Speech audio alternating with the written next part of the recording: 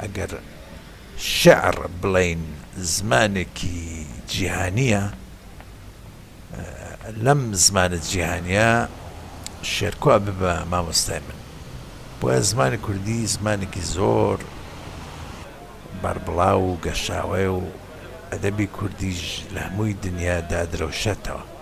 شاعری زۆر گەورەی فارس مامۆستا ئەحمەدی شاملوو لە چەندین شوێن باسی مامۆستا شێرکۆ بێکەس ئەکا و لە هەنێ شوێنیش ئەو بە مامۆستای خۆی ئەزانێ.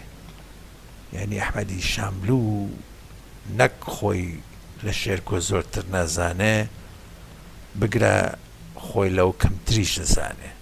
من معذرت میخوام. نه؟ ببخشید. نه دیشون من یکم تحت فشار هستم.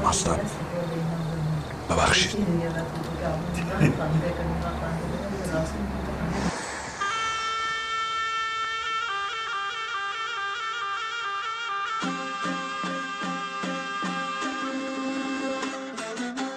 این چیه؟ چیه؟ حال کردین؟ این چیه؟ خال کوبیدی؟ دوست داشتم.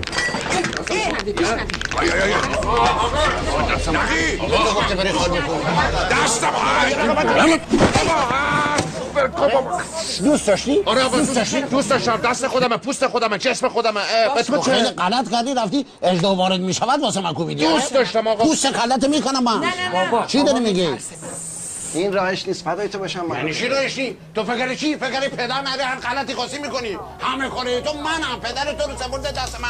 پدر تو اصلا پدر منه، کجا دیدی پدر؟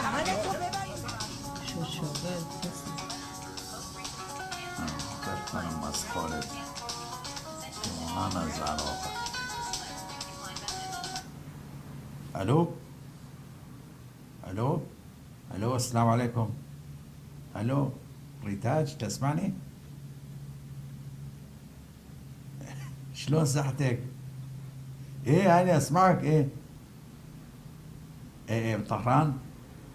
امتى انا ايه والله اسمعك. يا معمل بكركوك. انت مريض؟ كركوك بغداد وين؟ طهران. ايه اشوفك ان شاء الله. ايه اشوفك ان شاء الله. شلون صحتك؟ بخير الحمد لله. مع السلامة. اشوف بطهران. ايه مع السلامة. اي والله مع السلامة. في امان الله. مرتضى مصدق مناوە لە 22/3/1976 لە شارۆچکەی کۆرتکووی هەڵکەوتوو لە پارێزگای گوڵستان لە باکووری ئێران لەدایک بووم. لەبەر خزم و خزماتی دایک و باوکم کە پورزا و خاڵەزان من بەداخەوە نابینا دەرچووم. بەڵام هەر لە سەرەتای ژیانمەوە خولیایەکی هەر زۆرم بۆ زانست و فێربوون هەبوو. زمانی زگماکی ئەمە زمانی مازەندەرانیە، شێوەیەکی ئەو تۆشی لەگەڵ زمانی کوردیە نییە. بۆیە یەکەم جار کە من چووم بۆ تاران و چاوم بە دوو هەوپۆلی کورد کە خەڵکی سەقز بوون کەوت، لە زمانی ئەوان تێناگەشتم. بۆیە لێم پرسین کە ئەم زمانە کە ئێوە قسەی پێەکەن چییە؟ کە ئەوان وتیان ئەمە زمانی کوردیە. منیش زۆر شێت و شەیدای زمان فێربوون بووم. هەر لە هەمان کاتە فێری زمانی ئینگلیزی و عەرەبیش ئەبووم.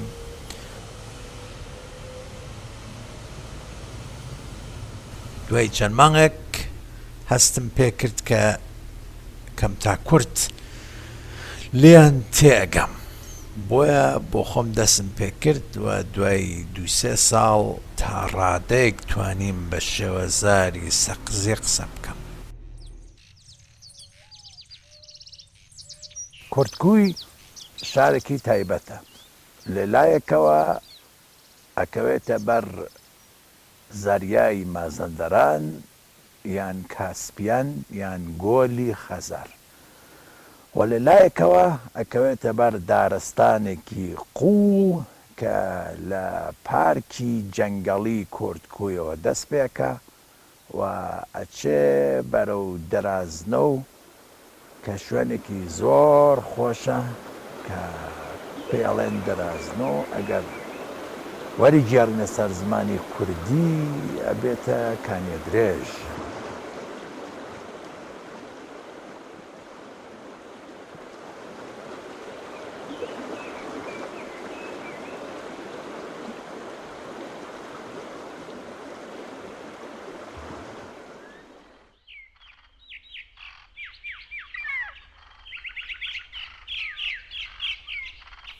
ئێوە کە چاوتان لە ڕەنگەکانە ئەبێ هەستیان پێکەن، بەڵام ئێمە بەس ئەوەی کە نابینا لە دایک بووە وەکو من بەس ناو ڕەنگەکانمان بیستووە کە ئەڵەی شین یان سوور یان زەرد تۆ ئەتوانی جوان هەستی پێکەی و لە مێشکدا بیبینی، بەڵام من بەس ناویە بیسم. ڕۆژێک پیان وتم ئەوەی تاوی هەبێ و داخ و داخ بێ ئەوە سوورە، بەڵام ئەوە وەکو بیرکردنەوەیەکەوە وەکو هەستێکە، بەڵام ئەو سوورە کە ئێوە ئەیبینن قەت من ناتوان بزانمەوە چییە. من ناو ڕەنگەکانم لەبەر کردووە و لە جێ خۆی بەکاریانە بم، بەڵام دڵنیام کە ئەو هەستەکە ئێوە هەتانە ئێمەی نابینا بە تایبەت ئێمە کە نابینا لە دایک بوون ئەو هەستەمان نییە.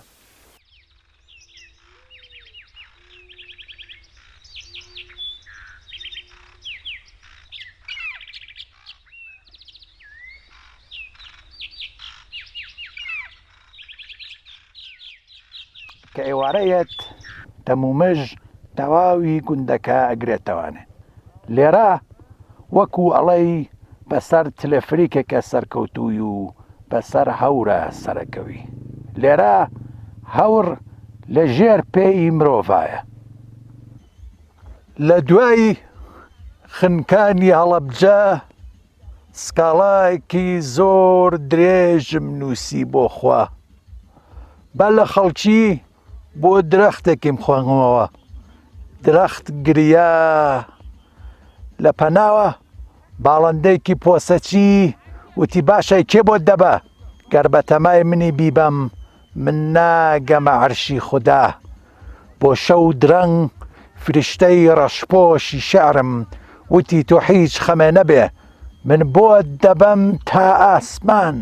تا کەشکەڵان بەڵام بەڵێنی نامێ خۆی نامەکەم لێ وەرگرێ، خۆ دەیزانی خودای گەورە کێی بینێ.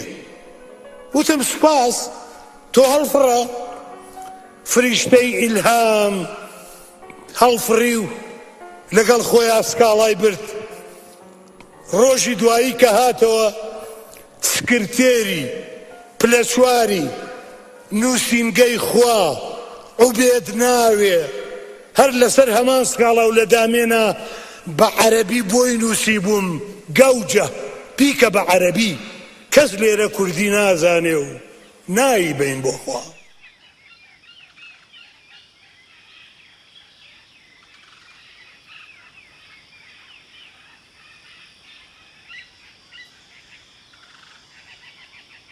گەلی گەورەی تورکمەن لەگەڵ ئێمە دراوسێ، بووە هەموو کاتێک شەڕ و کێشان هەبووە لەگەڵ فارسەکان. کاتی شا عەباسی سەفەوی کێشەیەکی هەرە زۆریانە بێ لەگەڵ تورکمەنەکانە، ئەبێ بە ئاژا و ئاژاوەگێڕی و ئەمانە بۆیە بریاری عەباسی سەفەوی وا ئەبێ کە گەلێکی زۆر ئازا بەشێک لە هۆزێکی زۆر ئازا بارکرێن و بهێنرێنە ئەم ناوچەی ئێمە و نیشتەجێکرێن لەبەرەوەی کە بەرەنگاری تورکمەنکان ببنەوانێ.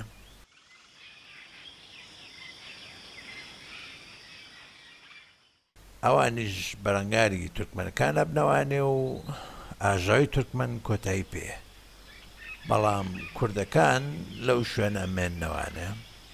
و یەکێک لە بەهێزترینی ئەو هۆزانە ناویان هۆزی جەهەمبەگلو بووە، بە سەرۆکایەتی کەسێک کە پیانەوت دەلی کورد.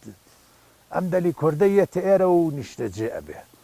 خەڵکی ئاسایی خۆشی لێبووە ئەم ناوچە کە خەڵکی ئاسایی ئاعتیادی ناوچەکە بە زمانی مازەندرانی قسانە کرد.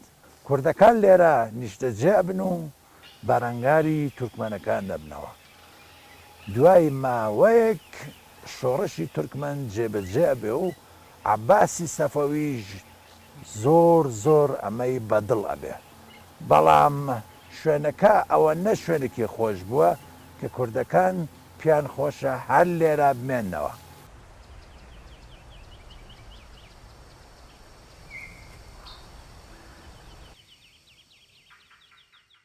ئەو ساڵەکە لە ئێران ساتلایت و تلڤیزیۆن کوردیەکان هاتە ئاراوە و منیش چەند کاناڵێکی کوردیم دۆزیەوانێ، وەکو کورسات، وەکو گەلی کوردستان، وەکو کوردستان TV.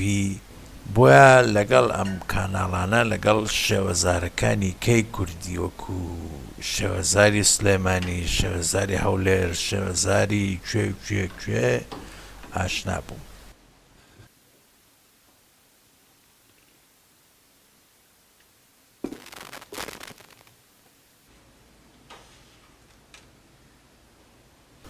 من بەکالۆریۆزم هەیە لە ئەدەبی ئینگلیزی.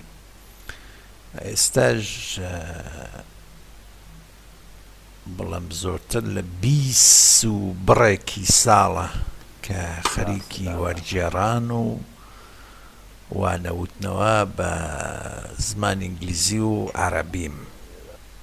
کاتێکی زۆر کورتیش لە سلێمانی خەریکی وەرگێڕان بووم بە 4 زمانی کوردی و فارسی و ئینگلیزی و عەرەبی. 10 ساڵێکە کە ژنم هێناوە و هێشتا مناڵیشمان نەبووە.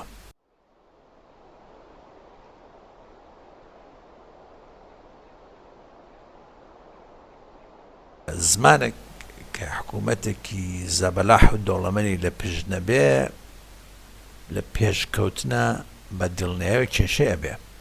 بۆیە ئەم کێشەیە لە زمانی کوردی هەیە و ئەبینرێ، بەڵام سەرەڕای ئەم کێشەی نەبوونی حکوومەتێکی سربەخۆ و زەبەلاحی کوردی، حکوومەتێکی کە بە دەسەڵاتێکی زۆرە پشتگیری لە ئەدەبی کوردی بکە، بە هەمووی ئەم کێشانەوە ئەدەبی کوردی جێگەی خۆی کردوێتەوە و خەریکە پێش ئەکەوێ.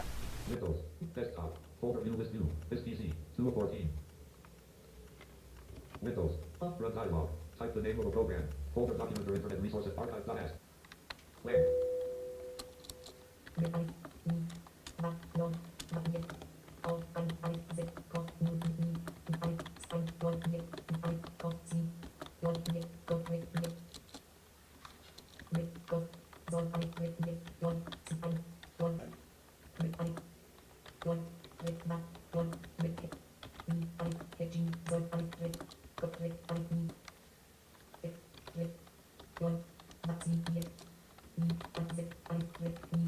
بەداخێکی گرانەوە ئێمە حکوومەتێکی سربەخۆی کوردستانیمان نییە، لەسەرەوەیش پیت و ئەلفوبەیەکی ئستانداردی بەڕێلمان نییە، چونکە حکوومەتێکمان نییە کە ئستاندارددانێ. بۆیە حەج نابینای کورد لە مێشکی خۆیە چیەکە شتێک دائەنەیان دائەتاشێ بەناو بەڕێلی کوردیەوە، چونکە ناتقەی عەرەبی و ئینگلیزیمان هەیە، بەڵام بەداخەوە ناتقەی کوردیمان نییە. ئیتر ئێمە لە 2013 بەولاغا خەریکی هەولین کە ئەگەر خوا بیهەوێ ناتیقەی کوردی داهێنین ئەبێ لەگەڵ پەیوەندی بە کۆمپانیا ئەمریکایەکەوە بکەین کە بزانین چۆنە بێ هەوڵی خۆمانین ئەگەر حکوومەتی هەرێمیش یارمەتیمان بە و هاوکاریمان لەگەڵا بکە بتوانین ناتیقەیەکی جوانی کوردی دروستکەین کە لەمەولا نابینای کوردیش بتوانێت بە زمانی خۆی لە کۆمپیوتەر ئیش بە کۆمپیوتەرەکە بکە و ئیشی پێ بکە و پێی بنووسە و تایپ بکە و بە زمانی خۆی نەک خەڵک لە زمانە بیانەکان وەرگرە وەکو عەرەبی وەکو فارسی وەکو تورکی وانە.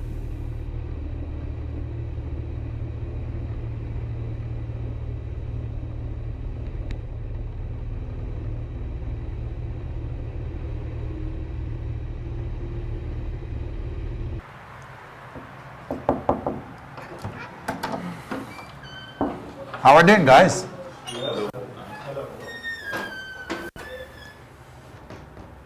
Hi, everybody. How are you doing? Hi. All right. It's okay. Thank you very much. Yeah. Please. Thank you.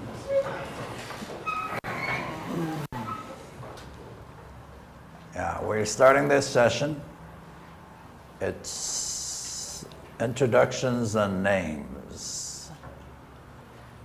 I think the very first thing we all learn as we learn a foreign language is introductions and names. I introduce myself. This is the very first thing we know as we learn a foreign language. What I do, if I see somebody I don't know, I introduce myself. Yeah, Mr. Hadati? Yes. Yes. Yeah. So now I want to talk to you. Just tell me your name, your age, and why you have picked English. Yeah.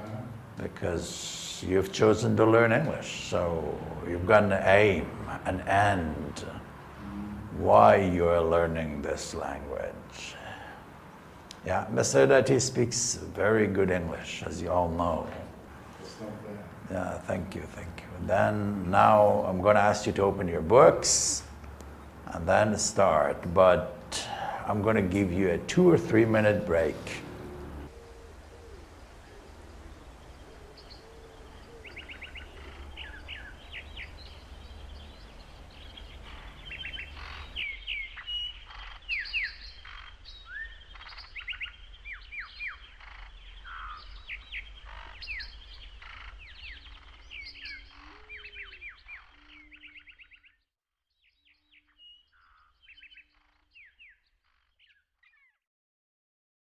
دوای ئەو کە فێری زمانی کوردی بووم هەستم پێ کرد کە ئەم زمانە تۆز جیاوازی هەیە لەگەڵ زمانەکانی کە جیاوازیەکەش لێرە بوو کە ئەمە لەبەرەوە کە زمانی نەتەوەیەکی چڵساوەیە زمانەکە زۆر زمانێکی دڵگیرە.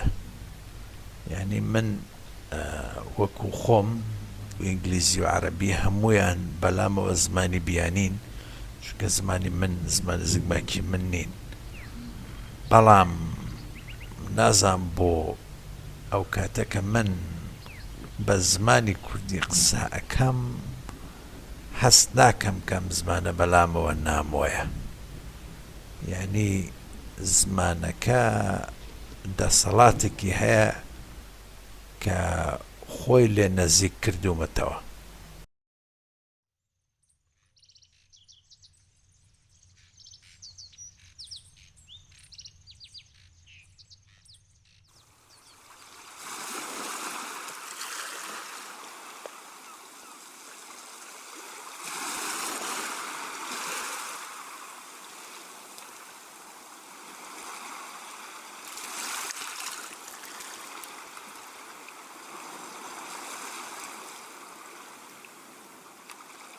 من خۆم لەگەڵ مامۆستا شێرکۆ بەینێکی تایبەتیم هەیە.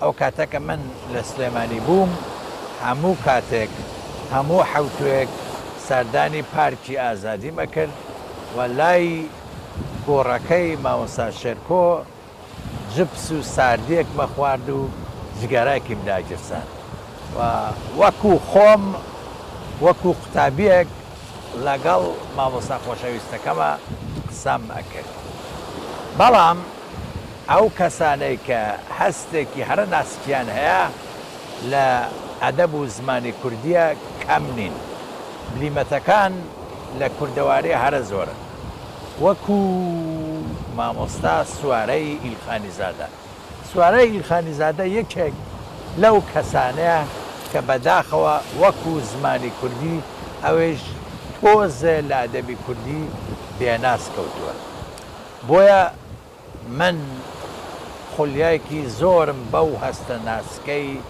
مامۆستا سوارەی ئیلخانیزادایە ئەگەر سەیرێکی شعری پیرەهەڵۆ بکەین ئەم شعرە دوو جار دانراوە جارێکیان هی مامۆستا هەژار و جارێکی کە هی مامۆستا سوارە مامۆستا سوارە لە سەرەتای شعرەکەیە شعری پیرەهەڵۆ ئەڵێ پاییزە و دار و دەوەن بێبەرگە دڵ پەشۆکاوی خەیاڵی مەرگە هەرگەڵایەک کە لە دارێ دەوەرێ نووسراوێ کە بە ناخۆش هەوەرێ وە لە دواخەریشیەوە ئەڵێ ژینی کورت و بە هەڵەوەی مردن نەک پەنا بۆ خەلی ڕوو ڕەشبردن لای هەڵۆی بەرزە فڕی بەرزە مژی چۆن بژی خۆشە نەوەک چەندە بژی لێرە ئەگەر سەیری شعری مامۆستا هەژار بکەیت